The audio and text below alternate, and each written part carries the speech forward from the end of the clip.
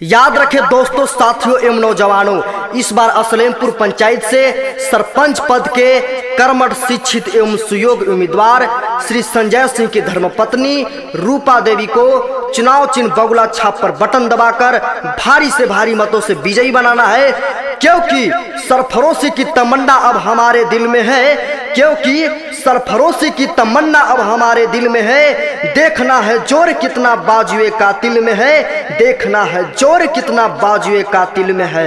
जय हो, विजयी हो।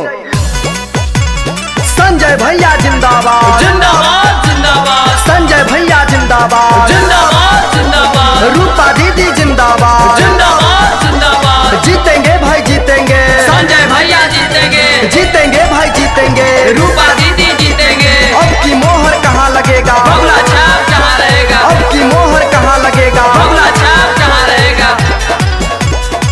8 नंबर पर बाटे पोजीशन, लिहाए भैया हो सही डिसीजन। अरे भैया का सोचताड़ा, 8 नंबर पर बाटे पोजीशन, लिहाए भैया हो सही डिसीजन। असलेमपुर पंचायत से संजय सिंह भैया के जिताएंगे, असलेमपुर पंचायत से संजय सिंह भैया के जिताएंगे। टेंशन मत लीजिए, रूपा दीदी के सरपंच बनाएंगे। बगुला छाप पर मोहर लगा के भारी मत से जिताएंगे।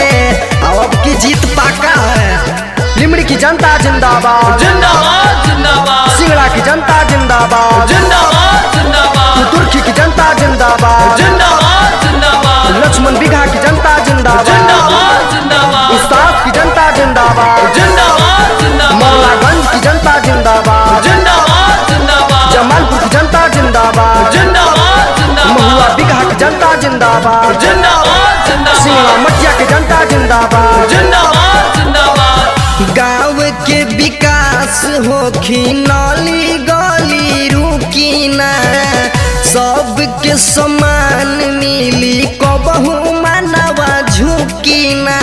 इज्जत प्रतिष्ठा बढ़ा दिए भैया। गाँव के विकास होखी, नाली गली रुकी ना, सबके समान मिली, कबहू मानवा झुकी ना। जाति पाति के भेद मिटा के उचित न्याय दिलवाएंगे, जाति पाति के भेद मिटा के उचित न्याय दिलवाएंगे। अब की चिंता मत कीजिए, संजय भैया के जिताएंगे। टेंशन मत लीजिए, रूपा दीदी के सरपंच बनाएंगे।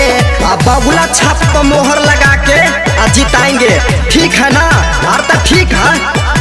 असलेमपुर की जनता जिंदाबाद, जिंदाबाद जिंदाबाद, असलेमपुर की जनता जिंदाबाद, जिंदाबाद जिंदाबाद, असलेमपुर की जनता करे पुकार, संजय भैया आपकी बात, असलेमपुर की जनता करे पुकार। रूपा दीदी आपकी बात, हम लोगों ने ठाना है, संजय भैया को जिताना है, हम लोगों ने ठाना है, रूपा दीदी को जिताना है। करमठ जुझारू हवे, इनके के जिताएम। कवनो विरोधियन के झांसा में न आएम। 2500 के नोट लेके ढेरे घूमी थोथू। करमठ जुझारू हवे, इनके के जिताएम। कवनो विरोधियन के झांसा में न आएम। संजय भैया ऊंच गगन से रथ पे ध्वज लहराएंगे। हंसमुख हलचल कहे गगन से देवता फूल बरसाएंगे। अब की टेंशन मत लीजिए, रूपा दीदी के सरपंच बनाएंगे। अब बगुला छाप पर बटन दबा के संजय भैया के जिता